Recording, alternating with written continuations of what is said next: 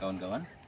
Hari ini kita berada di lokasi yang kemarin kita bicarakan, lokasi tanah milik Ibu Murni Abdul Ghani, klien saya, yang kita bicarakan, yang sudah kami laporkan ke Kejaksaan Tinggi Provinsi Kalimantan Barat. Di sini saya hanya ingin mungkin hari Senin kita akan ke Kejaksaan Tinggi untuk menindaklanjuti laporan yang kita buat ke Kejaksaan Tinggi Kalimantan Barat. Jadi selama ini upaya yang udah dilakukan sama Pak Eko terhadap lahan tanah milik Bu Murni Abdul Ghani ini seperti apa, Pak, berlanjutnya? Yang seperti yang saya sampaikan kemarin, kita sudah laporkan ke Polda, namun karena tidak adanya tanggapan serius atau kami menganggap Polda tidak profesional menangani, maka kami melaporkan ini ke institusi yang lebih tinggi, yaitu ke Kejaksaan Tinggi, khususnya pada bidang mafia tanah.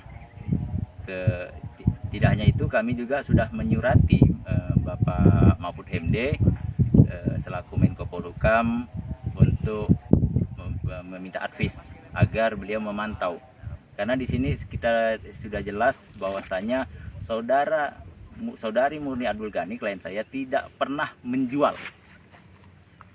Saya garis bawahi, tidak pernah melakukan penjualan, menggadaikan, memindah tangankan atau apapun bentuknya kepada pihak manapun. Bahkan saat pengajuan SHM yang dimaksud yang nomor ini 3816 ini belum keluar dari BPN. Waktu itu ke BPN Kabupaten Pontianak di Mempawah di tahun 1997. Namun apa yang terjadi di tahun 2022, terjadilah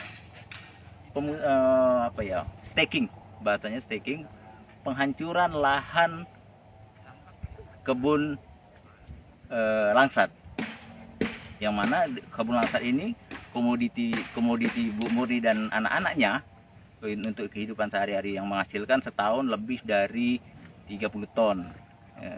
Kita diberitahu sama tetangga di kebun sini bahwa lahannya dirusak. Dipertanyakan sama pihak keluarga Bu Murni, apa alasannya? Dilangkan, mereka bilang sudah beli dari klien kami, jangankan menjual, mengetahui surat keluar tidak tahu.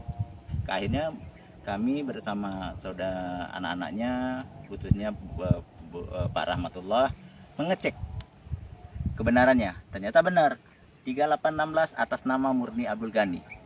Namun terjadi pemindahan nama dari Murni Abdul Ghani ke Haji Sabti, turun lagi ke orang lain tanpa sepengetahuan Bu Murni. Itu konteksnya.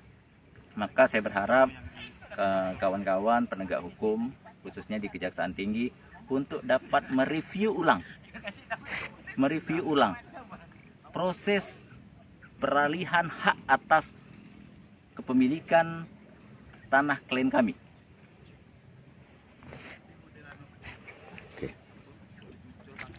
Jadi selama dalam pengurusan tanah tersebut, tadi kan udah Pak Eko sampaikan bahwa dari pengajuan beliau untuk memproses sertifikat itu atas nama Ibu Murni Ghani, sampai sertifikat itu jadi dan jadinya tidak tahu tanggal berapa, dan diterima pun tidak tahu setelah kasus ini berlanjut, baru Pak Eko mendapatkan informasi dari PJB, ya, akte jual beli itu tadi, ya? Iya. Jadi dari pertama ngajukan sampai adanya AJB, bahkan pengerusakan ini, baru Ibu Murni dan anak-anaknya mengetahui bahwa sertifikat itu sudah jadi. Bukan hanya sudah jadi, sudah berbalik nama ke pihak Haji Sabti, terus ke orang lain, terus ke Hairunisa, tidak sekarang atas nama Hairunisa.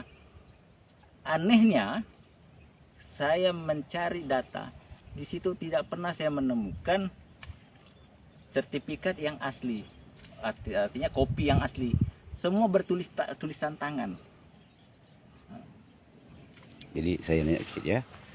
Jadi Pak Eko, mengenai kalau kita lihat kasus yang Bapak terima pada saat ini menjadi klien Pak Eko, yaitu Ibu Murni Agani, dalam sistem akta jual beli, apakah menurut Pak Eko di sini ada terindikasi cacat hukum, Pak? Coba jelaskan. Baik. Sepemahaman saya selama menjadi lawyer, peralihan hak itu harus dilaksanakan di hadapan notaris kedua belah pihak, antara pembeli dan penjual. Di sini Ibu Murni tidak pernah melakukan jual beli untuk 3816. Kan? Jangankan melakukan jual beli, ya kan? Mengetahui sertifikatnya sudah jadi pun belum tahu. Bagaimana bisa kita nyatakan Bu Murni telah menjual? Bahkan saya sudah menanyakan secara langsung ke Bu Murni, benarkah Ibu? Saya ingin membuktikan omongan klien saya. Bukan saya tidak percaya. Ini untuk dasar hukum. Saya buatkan sebuah surat pernyataan di hadapan notaris bahwa Ibu Murni pernah menjual. Di situ ditulis tidak pernah menjual, mengalihkan, memindah tangankan atau apapun. Apakah Pak Eko pernah mendatangi notaris yang membuatkan akta jual beli Ibu Murni untuk mengklarifikasi tentunya keabsahan akta jual beli itu tadi, Pak? Sejauh ini memang saya belum pernah ketemu notaris yang dimaksud. Namun dari waris anak beliau yang saudara Rahmatullah sudah menemui beliau. Namun pernyataannya sangat aneh untuk seorang pejabat negara, notaris yang menyatakan kalau urusan tanah ini silakan hubungi si A. Seharusnya seorang pejabat negara yang dilindungi undang-undang, notaris tidak seperti itu menjawabnya, ya kan? Aneh juga saya menanggapinya. Maka daripada itu saya berharap kepada penegak hukum, khususnya bagi Kejaksaan Tinggi, Mafia Tanah, untuk dapat mereview ulang. Siapa notaris yang membuatkan akta jual beli itu, Pak? Informasi yang saya dapat dari data yang saya dapat itu Pak Suhaili SH. Baik.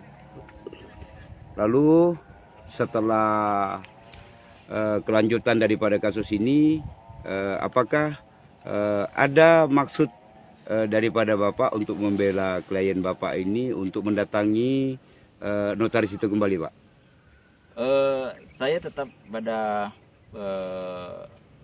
langkah pertama. Kami tetap melangkah jalur hukum dulu untuk membuktikan bahwasanya tanah ini ada dugaan mafia tanah sehingga beralih nama.